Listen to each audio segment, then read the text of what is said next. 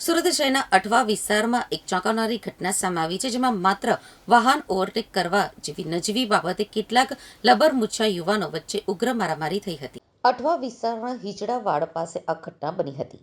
શરૂઆતમાં માત્ર વાહન હટાવવા કે ઓવરટેક કરવા બાબતે બે પક્ષો વચ્ચે બોલાચાલી થઈ હતી. જોકે આ બોલાચાલી જોતજોતામાં ઉગ્ર સ્વરૂપ ધારણ કરી ગઈ હતી.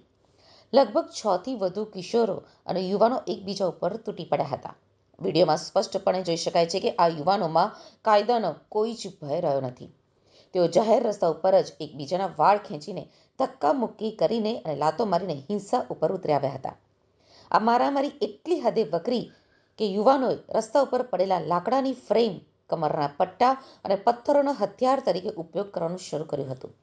આ હિંસક અથડામણમાં કેટલાક યુવાનોને ગંભીર ઈજાઓ પણ પહોંચી હોવાનું સામે આવ્યું છે.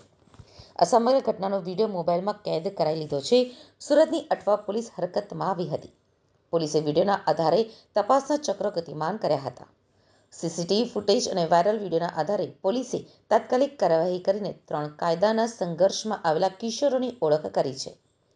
પોલીસની પ્રાથમિક પૂછપરછમાં એ વાતની પુષ્ટિ થઈ છે કે ઝઘડાનું મુખ્ય કારણ માત્ર રસ્તા ઉપર વાહન હટાવવા જેવી બાબતની હતી. હાલ પોલીસ અન્ય યુવાનોની શોધખોળ કરી રહી છે અને કાયદેસરની કાર્યવાહી હાથ ધરી છે.